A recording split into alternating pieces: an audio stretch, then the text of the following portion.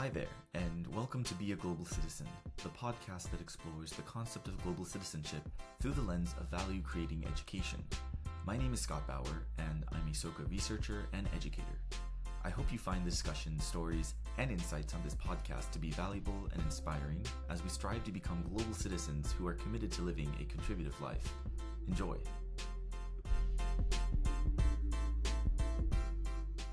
Hello, my name is Emma, and thank you so much for inviting me to partake in this podcast. I am super excited because it is perhaps my favorite topic, which is global citizenship.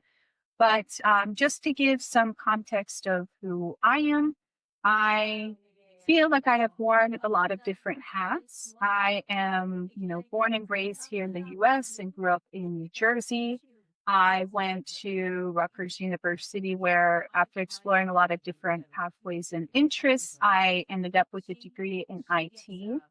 And something that had happened during my undergraduate course that really shaped a lot of my interests and who I am is the fact that Rutgers is a very diverse campus and there are people from all over the world. And that really piqued my curiosity about just different countries and different people all over the world. And so after I graduated with this degree in IT and I began working in the startup industry with helping with digital marketing services primarily, I realized that I hated it. It was not for me. And so I did something that my family and friends thought was absolutely wild, which is that I quit and decided that I was going to move over to a country I'd never been to before, and then I was going to become an English teacher. And so I ended up in South Korea at the end of 2019. And if we all know how the timeline goes for historical events, this was right before the COVID pandemic. And I just remember moving to this new country and I'm assimilating and getting used to things. And then all of a sudden they had told us that, oh, by the way, there's this new virus and, it'll probably just go away. And we all know that is not what happened because it was what we know now as the COVID pandemic. But during this time, I saw a very critical point of the importance of the intersection of technology and education, because we had to move to distance learning. And I saw that the schools and teachers I worked with were not prepared for this, as well as the students that I had were also not prepared for this. And I just had this epiphany that, oh my gosh, the world will never be the same. And this is just something that is so important that at this time and after a few years of teaching, I decided I wanted to get a master's and I wanted to focus on education, but not just any education. I really wanted a internationally focused education, and especially focusing on that intersection of tech and ed.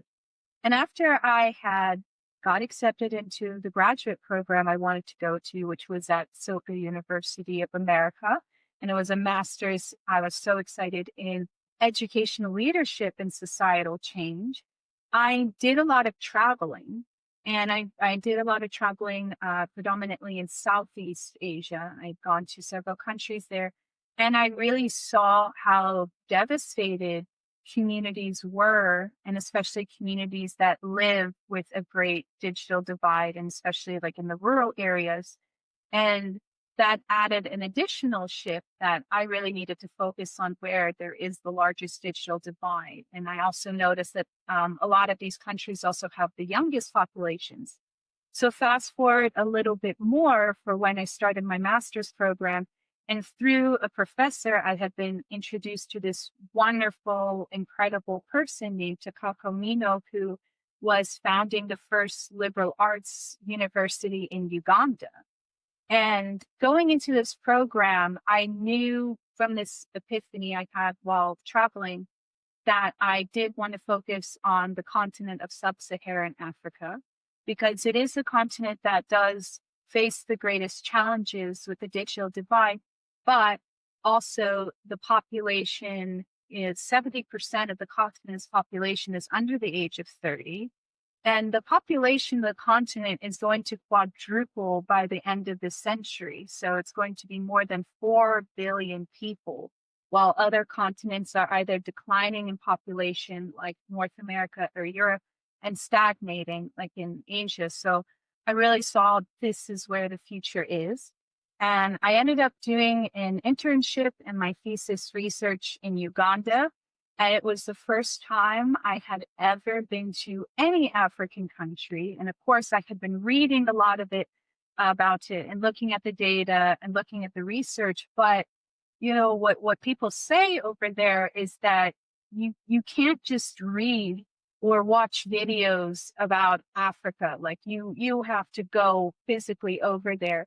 And my God, just being there for a month and a half approximately just opened my eyes to so many things. And I just realized, my gosh, basically just being there for such a short time and then going back to California to write a thesis about what I had researched and done really isn't sufficient enough for really understanding things over there. And I had actually had the opportunity and privilege to participate a lot as a youth representative in the UN to talk about my findings and really to just talk about what I felt is a very urgent situation to really bridge these gaps and try to close them as much as we can and try to create more inclusive policies for expanding technology and developing technology as well as focusing on youth. But ultimately, I came to the point where I need on the ground experience. So this is what led me to decide that the Peace Corps felt perfect for this, because what was most attractive to me about the Peace Corps is that you aren't living in the capital. You're not, in the luxury compounds and working with the embassy, or you're not working with like the UN and other like international organizations. You're going to be put in the booms. Like you are going to be put in the rural areas, and you're really going to assimilate with the local people. You're going to learn the language. You're going to learn more about the customs and way of life. And this is exactly what I wanted, because this is where I feel a lot of the challenges lie, is really understanding the differences, and from there having that experience to then be able to come up with the appropriate solutions. And my country of service was Liberia. And Liberia, for those who may not know, is a small West African country, and it is considered like the oldest modern republic in Africa. I'm really oversimplifying things here. The country was settled by the American Colonization Society, and then it became independent in 1847. So there's a very unique history there, unlike any other country, not even just in Africa, but the world, of having that kind of connection between America and this country. And this country had a decade-long series of civil wars and has also faced challenges like with Ebola and COVID. And so this is a country that has numerous societal, political, health infrastructure challenges. But what was amazing about Liberia is it's absolutely nothing like how it was depicted in the documentaries and like the books and everything that I had read, where it's just focusing on the war, the Ebola. The people there are just some of the kindest people I've ever met. And I really just learned a lot about community, and I learned way more about human connection than I've ever learned from living in the US or in Korea. And that whole experience was amazing. It was transformative. I served as a computer instructor, as well as like I had to develop like the curriculum, and I also did digital outreach and resource mobilization for a vocational training center. And so I was also wearing a lot of different hats while I was over there. But I'm oversimplifying things as of now, but I did conclude my service, but I have made the decision that I will be moving back there and focus actually on startup accelerators and looking to back and support and mentor and invest in green tech startups, because I really see that through entrepreneurship and through innovation, that this really holds the key for addressing a lot of the challenges that is faced over in this particular country. But I would say that all these experiences collectively have been very transformative for my life and have really given me my moral compass pointing due north on addressing all of these different challenges. But above all, I feel like it is all rooted in global citizenship and just focusing on that interconnectivity. So I would say in a brief nutshell, that's who I am and what I do.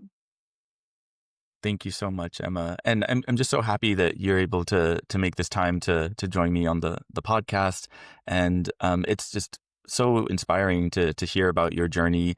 The word bold kept coming up in my head in terms of like these actions that you made of like deciding to move to South Korea initially, right? I mean, and then the pandemic and kind of going through your own process of like, well, how am I to make sense of this?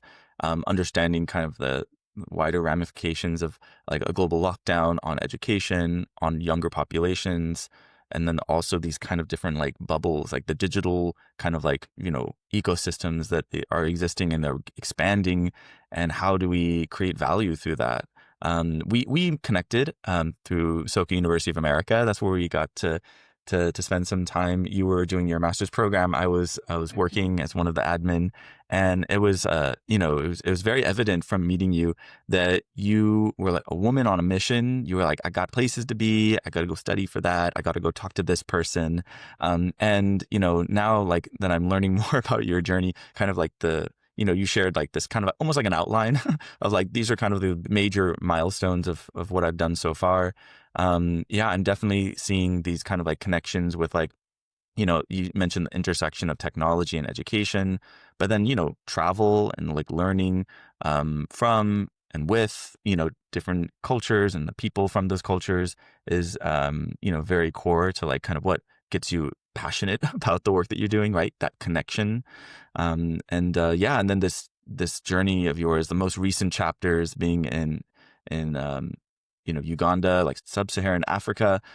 Yeah, I've never been, to the continent of Africa, but I'm just like I want to learn more from you about not just the evident struggles and challenges that are there, and are there for many reasons. But I think, you're highlighting the positive, like the warm people, like kindness, the innovation, the fresh energy, how youthful they are. I mean, I think these are conversations that really need to be lifted, way, way up high, because change is happening. And it just sounds like, you're right there with them. And, there can be a lot of it, like the century is kind of like is positioned for them to really like take leaps and bounds. And yeah, and I think that, your efforts are going to be very much like felt there, appreciated. And, again, bold, right? Because you're like, I'm going to go back, right? After having done a lot of work in Uganda and then Liberia. And yeah, and this word digital divide, or the term digital divide, came up as well, that I'm very curious to learn more about. But, so much kind of was put out there. And, I wanted to kind of like maybe, if it's possible, rewind the clock just a little bit more, Sure. because, the initial decision to kind of go abroad, it can be quite shocking, right? The culture shock is brought up a lot. Oh, yeah. Um, and so I wanted to ask, when you made your decision to go to South Korea, maybe could you kind of like walk us through like what that experience initially was like? Because it just seems like there's a succession of different shocks, from one Oh, country to the next to the next. But maybe just like when it was like kind of, very early on, what was that like and how did you cope with that? yeah, definitely. And it is really interesting because for my lived experiences, South Korea is on one end of the spectrum, and then Liberia is in a completely different spectrum. I would say so. I had just a very different mindset from the one that I have now, where I didn't believe that it was possible for me to travel or to live abroad. I had always thought that, oh, you have to be really, really rich, or you have to know somebody, or you have to speak all these languages, or you have to know this or know that. Because even I had thought about wanting to study abroad while I was in university, and at that time I couldn't afford it because I was just looking at like the expense of the loans. It's not like Soka University where it's like built into the tuition and for the curriculum. Other universities, that's just not the case. But I I actually decided to move over to South Korea when I had taken a vacation from my startup job. And I just on a whim decided, you know what, I have a bucket list of wanting to travel. I want to do it. I'm first going to go to Thailand and then I'm going to go to Japan because these are places I really, really wanted to go. And I just remember while I was over there, especially in Japan, where I met foreigners who were not traveling there, they were living there. And I just thought, what do you have, or what do you have to do to be able to move over here and get a job? And that's where I found out about English teaching. And I thought, oh, you have to have a education degree. And I studied IT. I didn't do that. And people said, no, like you can actually get a visa if you have a bachelor's degree. And then, and you can get like a TOEFL certificate.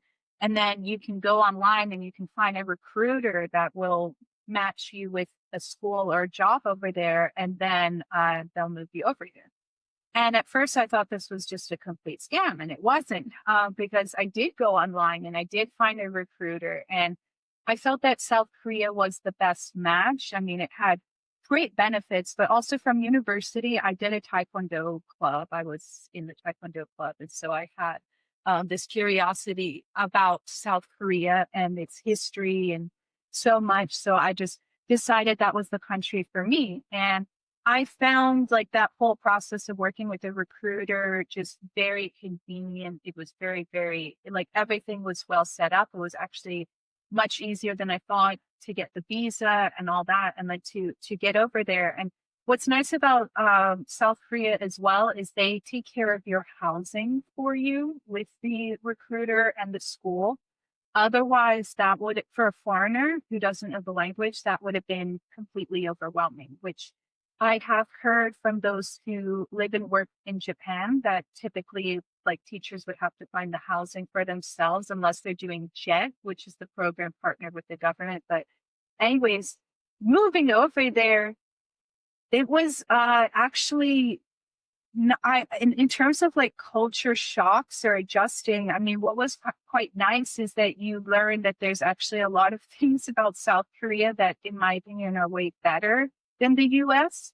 It is much safer. It is much cleaner.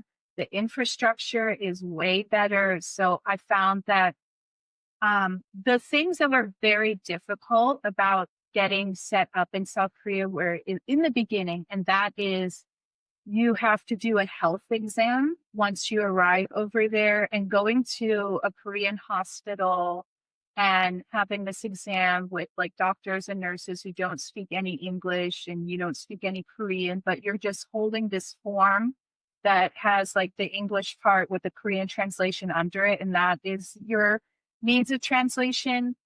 That was an adjustment and like a wild experience in itself, because even how they do things in the hospital is like completely different from over here.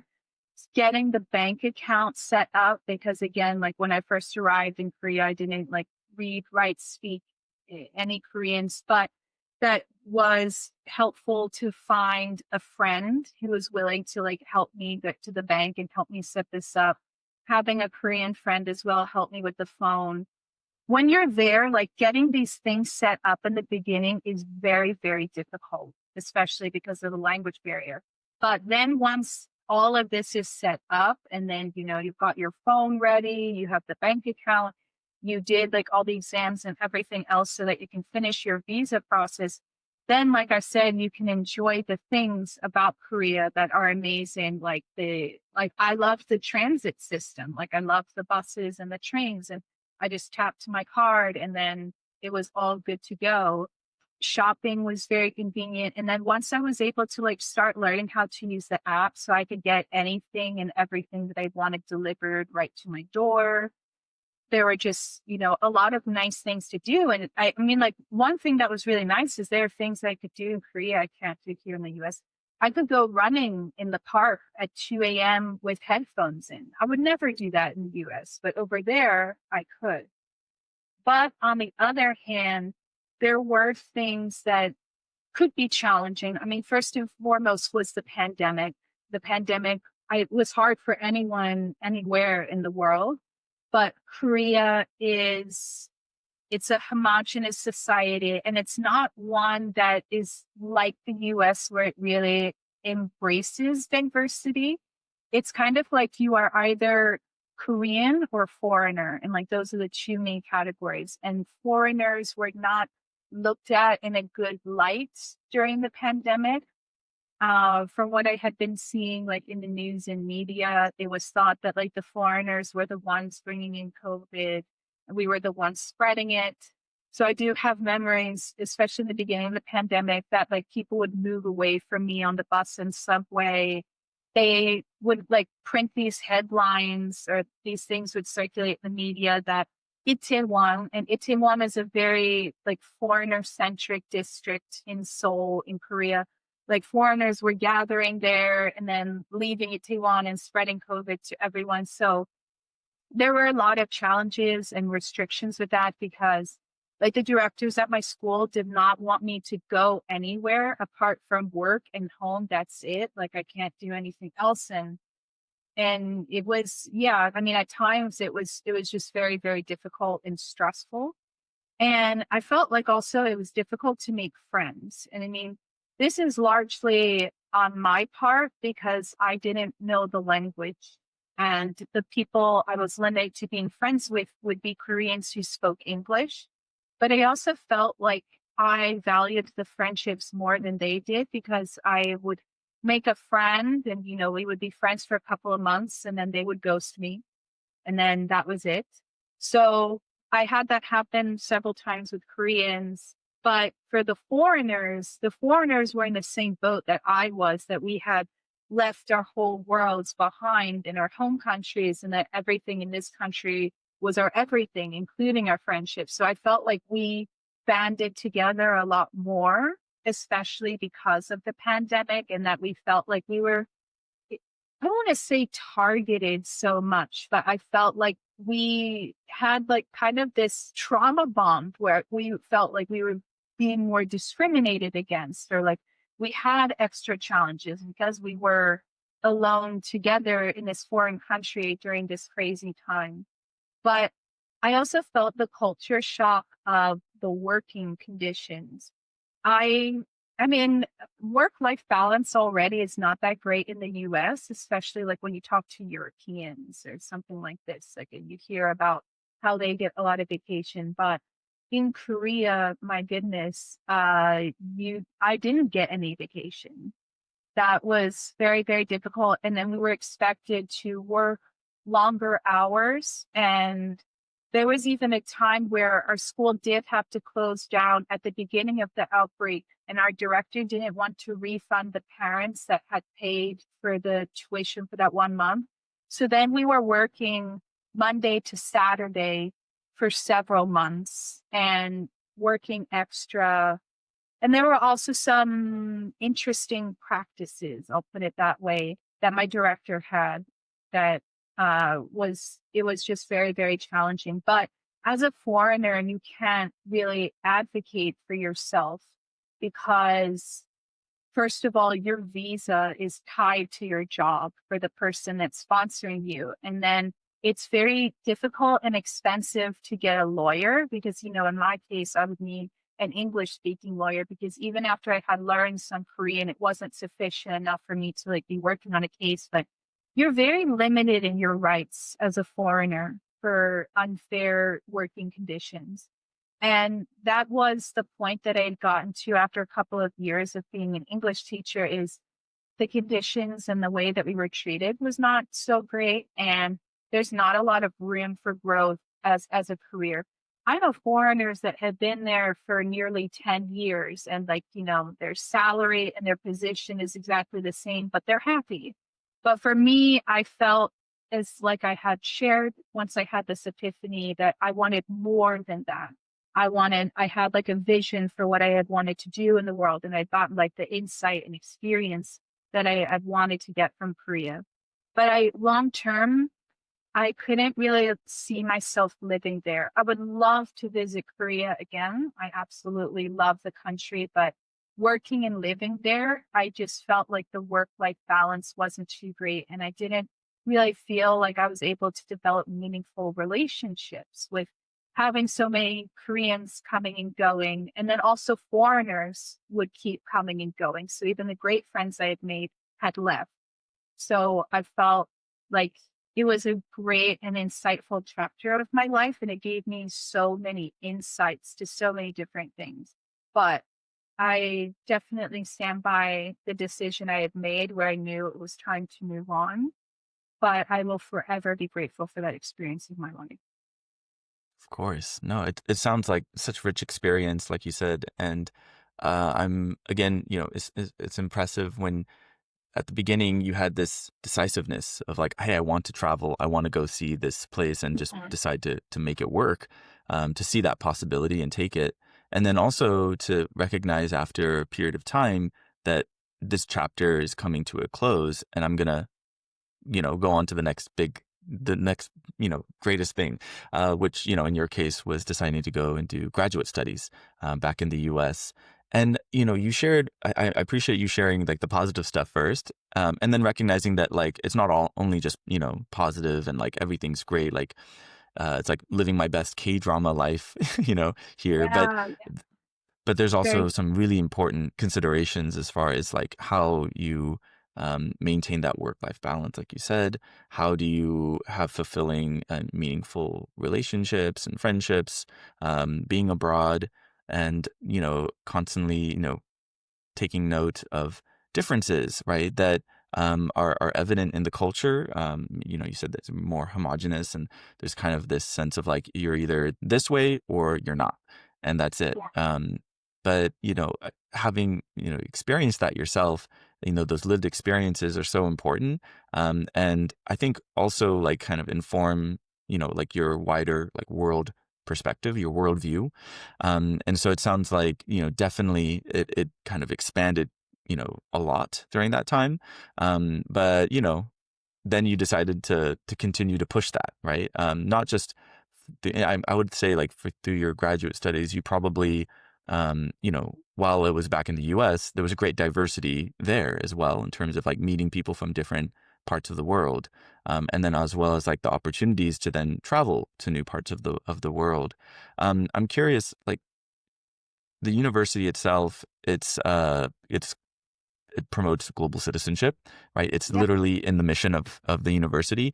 Um, is that what initially drew you to apply there? And was this idea of global citizenship like kind of already planted in your head, as far as like maybe when you were back at Rutgers or when you were in Korea? I'm just kind of curious as far as like how like solidified was that understanding for yourself? Like was it brand new, or was it just kind of developing? That is amazing, and thank you so much for that question because it's really interesting because when I even think about the first time that I was really aware of quote unquote the term global citizenship, I really feel like that solidified at SOCA. And that was because, of course, we know SOCA's mission statement, right? Which is to foster a steady stream of global citizens that are committed to living a contributive life. And I had never really heard of it put in that way before. I had heard of people, especially people who travel a lot, they describe themselves citizens of the world, but really that is what drew me to Soka is I wanted that international focus. I had been looking at other graduate schools focused on education. I had an amazing colleague in Korea who was from South Africa. So I actually looked at Rhodes and I looked at University of South Africa and universities in Cape Town. I looked at ones in the UK. I was looking at different ones around London, and other grad schools that I looked at too were in New York City. I just felt like I'm a city girl. I need to be in a city. So those were also the places that I was looking at. But what I didn't like is that these graduate programs didn't have that international focus. Like the American universities were focused, basically, it was more of a program so that you could be certified to teach in public education systems. And that was also the case for the UK and South Africa. And that's not what I wanted. But when I saw SOCA and I saw that mission statement and even the statistics that it's 50 to 60% international students, and that for the graduate program, they have the summer research project where you do get funding so that you can go and use that for your travel research. And I thought that is amazing because I know that I don't want to do my research in the US. I want to go somewhere else in the world and I want to have that support. And I had looked at past cohorts of the graduate school.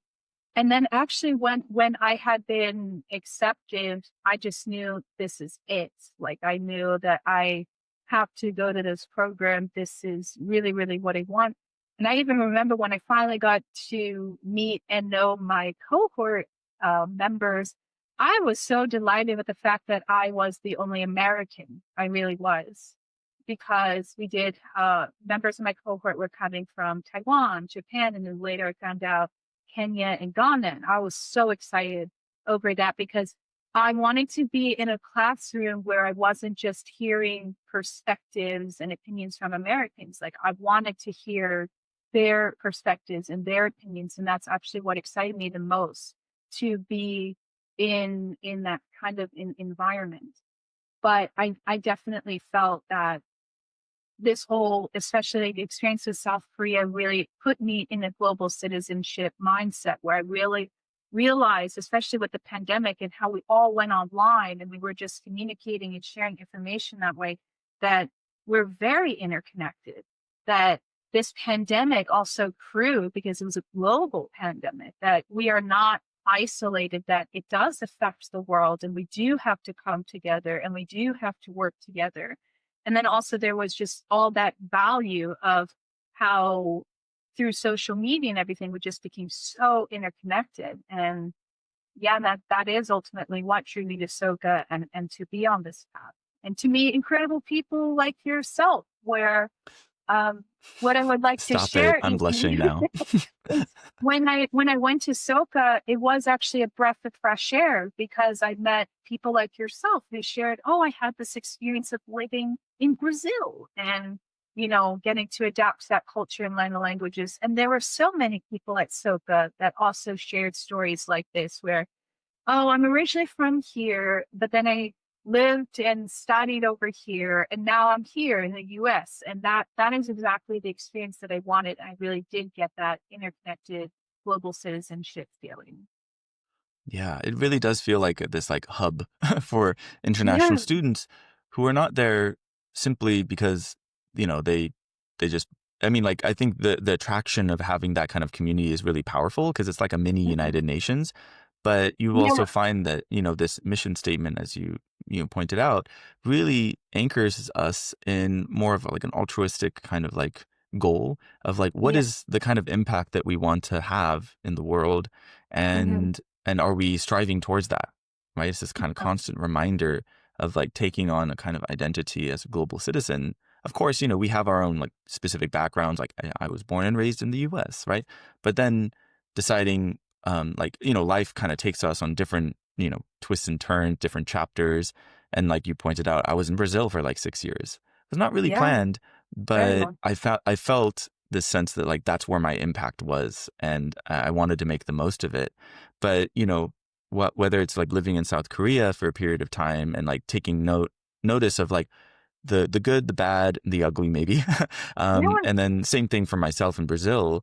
Mhm. I realized that a lot of like the kind of stories or the narrative that is kind of almost like, we're indoctrinated, right? Especially if you're, like in a really small kind of town, or if it's like, like, I don't know, the way in which I think we're raised, at least in the US, is that like, this is the best country, right? Why else Yeah, would you it's want to very go true. anywhere else? We're the richest country, and we just do it better because democracy, right? Simplifying everything. But you were pointing out that like actually, I think it does take a lot to like admit that actually we have a lot to learn from other countries and cultures, Yes.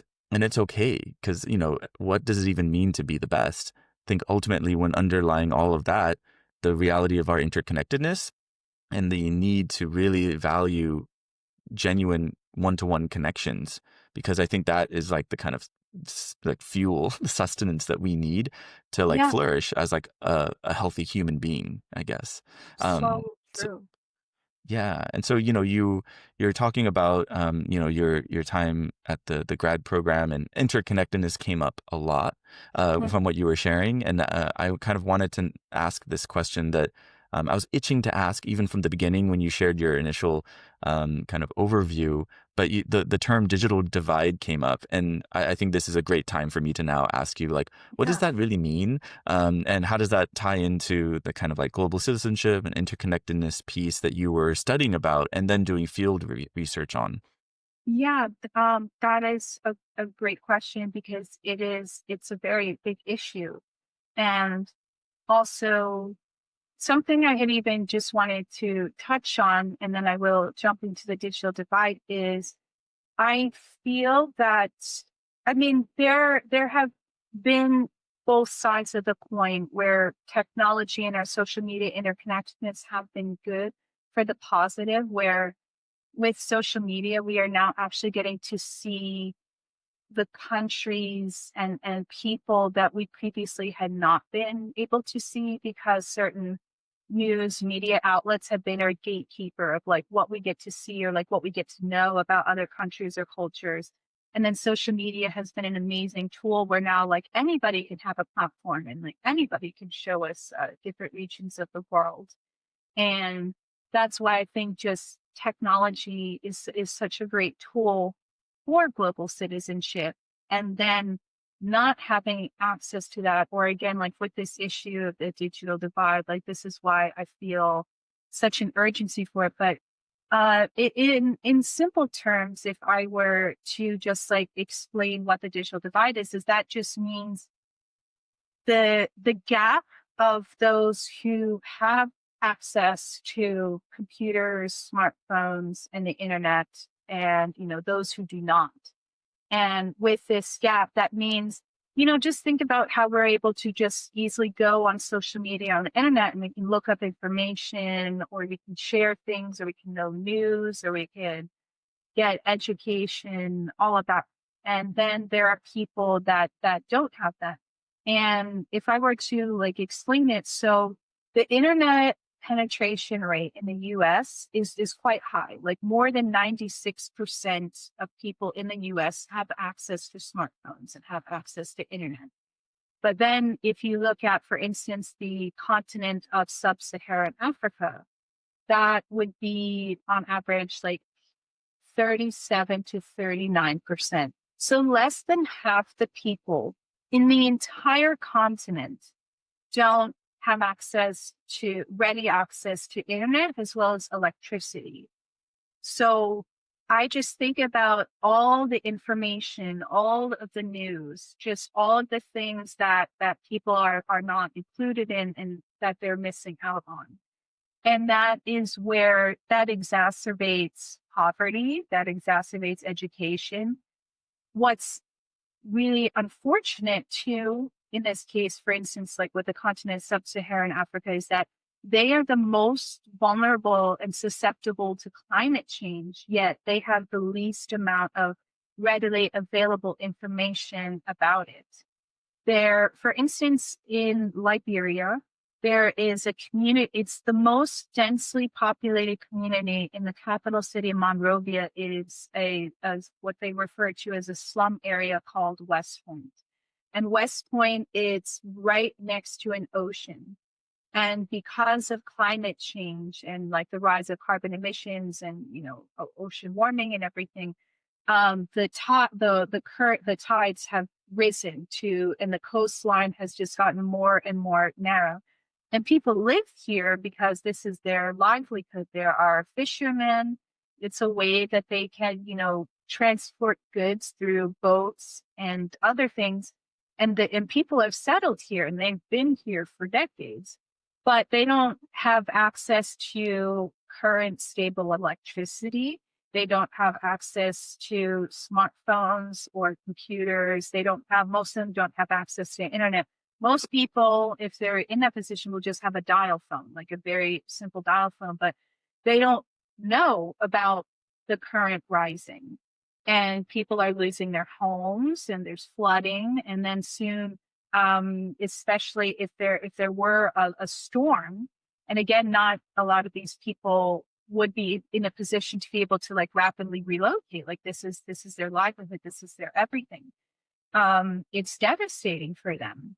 And then also there are people that live in the more rural areas, and I experienced it too in my community that one way that people make a living is they burn. And at first, when I first moved there, I didn't understand why they were doing this, but they were burning down very large areas of trees, just burning it down to the ground. And then what they do is they collect the remains of the trees and they sell it for charcoal. Now, what they don't understand is number one, this is very bad air pollution. And then it also contaminates the rivers and it contaminates the soil.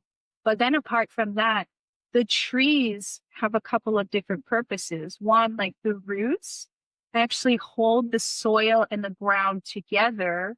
And they also help with like preserving the aquifers or like the rain that comes down, especially like in this region of Africa, there's two main seasons. There's rainy season and dry season.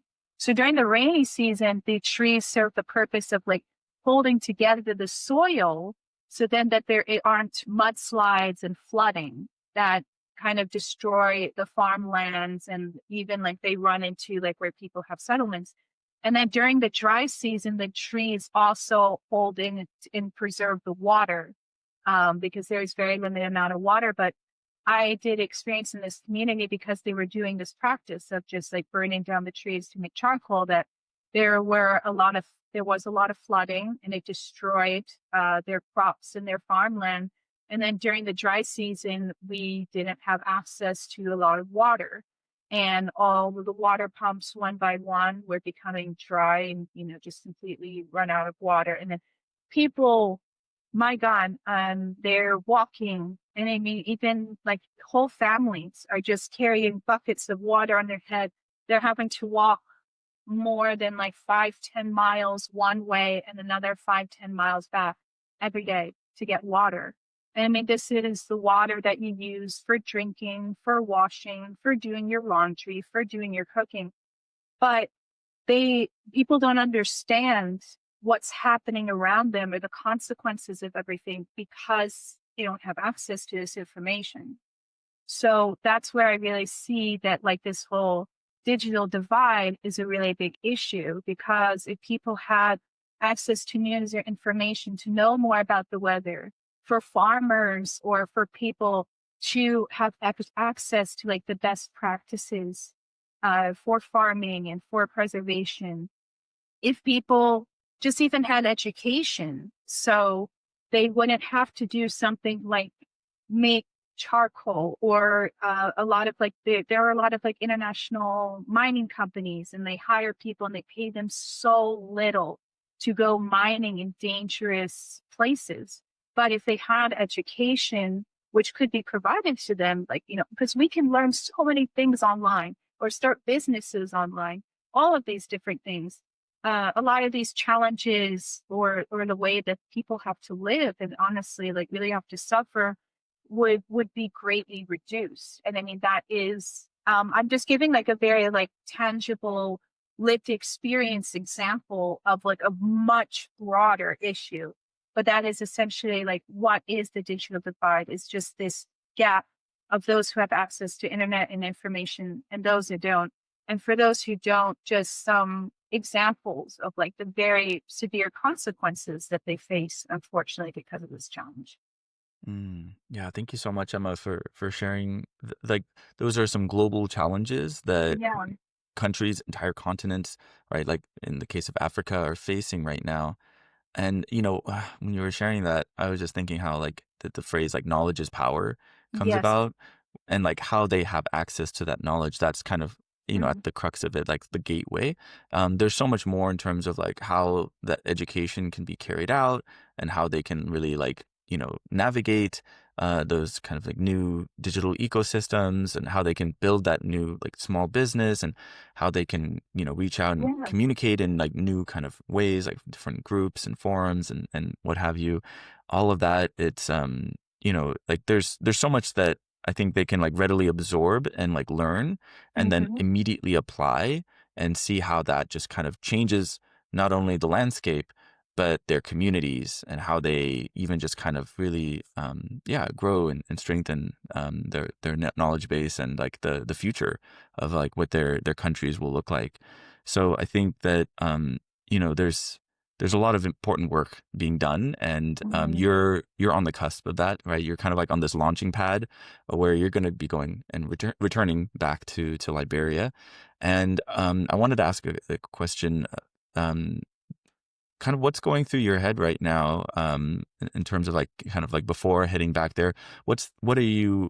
Is there something at the forefront of like what you really want to achieve, going back, like when you hit the ground running? I don't know. I'm just curious, kind of like what's kind of front of mind for you at this moment, and then also how that ties into again this your understanding of global citizenship has you know evolved, right, over these different chapters, of your life, and you're right now about to start a brand new one.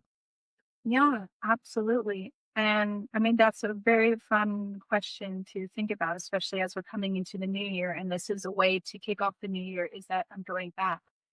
One thing I realized I didn't include this in my intro because I was just more focused on like the professional academic part of my intro, but something I can also share about myself personally is also ties into the forefront of my mission and everything, because some people do ask me quite often, like, why do you care so much? Like, why is this so personal to you? You're not from there. And is it just really because you're thinking about all these issues and everything at like a much like broader objective perspective that you have like what is driving you? Like, why do you have this passion? And like something too, why I'm so passionate about education is, and like this is also at the forefront of like my why, my reason. I'm someone that I was born with a learning disability. And a lot of people tell me all the time, like, I would never know. And especially because I tell them it was a hearing one. And it really affected my speech and my ability to communicate, and I'm actually only the way that I am today because I had an army of people that helped me so much. Like, I'm very lucky that my parents recognized what I had at a very early age and intervened. And I had speech therapists and audiologists. And where I live in South Jersey, I'm 30 minutes away from the Children's Hospital of Philadelphia. And I had to go there several times because they had like a team of specialized pediatricians that were able to help me with what I have. And through all this intervention and also education and everything, again, like I became the person that I am today where I'm able to communicate and speak with you. But another thing too is that I didn't do well in school. I had a very hard time in school because school, it felt like a one size fits all sort of approach, and education, as we know, is not. And what I came to really love and appreciate about the internet and things online is that the internet and just access to technology, like you can learn through games, there's videos, there's interactive flashcards. And I don't like writing with like just pen and paper and pencil because like my handwriting is terrible. I love to type things. I love to make visuals and graphics, but I think about too, who would I have become without the education and support that I had? I would not have been anywhere near close to the person I am today. And so then I'm picturing this continent and I'm picturing, wow, there's billions of Emmas out there.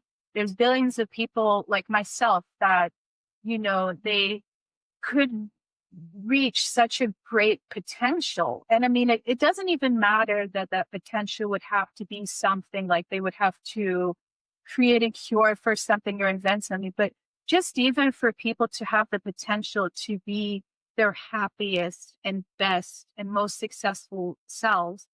And I feel like the root of that is education, because education is a tool that allows you to have a destiny or choice over your life in the best and fullest capacity. So that is at the forefront of why I'm going back, because a year was great, but it simply is not enough. There's so much more to do and to understand, and there's already connections and people I have met and I have worked with, but that work is nowhere near done, and there's still so much more to do. And above all, I met a just incredible youth. I have met um, Liberian youth who are just so passionate and so driven. And all they really need is they already have innately within themselves what they need to do and achieve what it is that they want to do with their lives. It's just they need mentorship and support. And I mean, that's what I had gotten all throughout my life. And I would like to give back.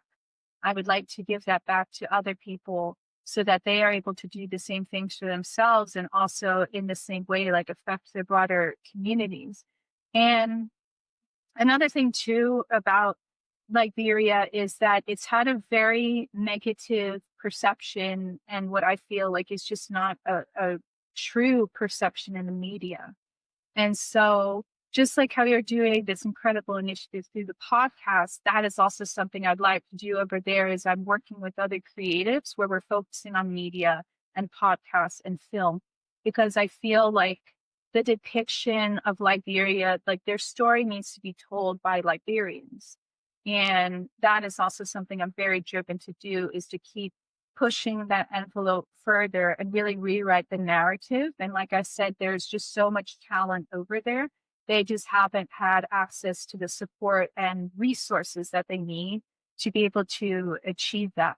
But ultimately, even though I've learned a lot in my experience, I also know that at the forefront of like my mission and my reason for going back and the work that I plan to do, I also know I need to keep an open mind, because, you had described you lived in Brazil for 6 years, and your first year there is going to be very different from the fifth or sixth year that you were there in terms of the things that you experience and learn. And that's what I also plan to do, is just more experience, more time, more understanding, especially because I am interested in contributing to and trying my best to help shape global policies and governance and educational practices while over there. But the best and most efficient way to do that is you really need to assimilate yourself well to the country and really work with and learn from and understand the locals. And I'm hoping, I want to start in Liberia because that is a country that I have made a lot of connections with, and it's a place that I consider my home. As you know, I have a couple homes in this world that we live in, but I'd like to expand it as much as I possibly can. But I think it's a great place just to start, and start as we say in like Liberian colloquial, they'll say start small, small. They call everything like small, small, Hmm. and then work your way out into like the bigger, broader picture. Oh, I love that. It just speaks to like this well, what you shared is like this deeper commitment to wanting to unite with the people there, and to share in like the not only just the struggles but like the victories of like, tapping into that potential and really helping them unlock even more. And yeah, and then like having it be rooted in gratitude, I think is so important with your own personal story. Keeping that open mind of like, wow, what more am I going to learn? How will I grow? What will the next couple years look like? And I think the stories that you're trying to kind of pull pull out from the community, I think will also be really, really important. More, it needs to be amplified. It needs to be put out there, and finding a way to kind of with those creatives intentionally curate what that space looks like and who's coming into that space, right? Liberian voices, and letting that shine, I think, is going to be very value creative. So I'm so excited to hear more updates about your efforts in Liberia, and then also about the amazing work that librarians are putting out there on the web, so that I can cheer Yeah. them on and support them even at a distance, given that I'm based out here in California. But yeah, this has just been a really, really amazing conversation. I've really enjoyed learning about these exciting chapters of your life to really bridge the digital divide, to really put education at the forefront, and really like strive with, your like the new village, the new home, right? This new community in Liberia that you really want to kind of like stake as your mission, right? To create impact for the world. So we're right at the end of this conversation. I wanted to ask one Mhm. final question though, if you could share Yeah. briefly, any recommendations. It could be book, movie, or anything that kind of comes front of mind as we kind of round out this conversation. Wow. Thank you so much again for this whole discussion. I mean, it's been great, and also just even to learn a little bit more about your lived experiences and all that. Again, global citizenship, interconnectedness. This is a very tough one because I love books and I love films. And there's just so many incredible ones out there. And even just to think about like just one book or film for global citizenship, I don't think there is just one. I think what it comes down to, and what has changed my way of thinking and my perception a lot, is first and foremost, just reading a lot of different books and listening to a lot of different podcasts and watching a lot of different films made by people all over the world. One thing that I've become more conscious of is there have been a lot of films or books that I had read when I was younger, but it was from Western authors or Western directors, producers, depicting what they had thought of a particular country or culture from their lens. And then, learning later on that it's actually very inaccurate and it's not actually very true to the culture, the country, or the history. And again, it was because it was coming from the lens of somebody who was not from that country or culture, and what was their like stereotype or what their perception was. And that's where it became more conscious, for instance, that instead of reading history about Africa from someone who's American or somebody who's European, is to read the stories and learn about the history of Africa, you know, the various countries and cultures and everything from the voices of African authors, and also watch films from African directors and producers. So, for instance, there's incredible memoirs such as Wangari Maathai's Unbowed, and she was, we have a Soka building named after her. Nelson Mandela's Long Walk to Freedom. I read for Liberia, Ellen Johnson Sirleaf, Africa's first female president, had her own autobiography, This Child Will Be Great. And then there was another author that wrote a story about her life, just called Madame Sirleaf. There's a book called African History of Africa by Zainab Badawi. And this is a Sudanese born author who writes kind of like a very broad collective history of the continent. And then also for Korea, there's a very famous book called Kim Ji-young, born 1982.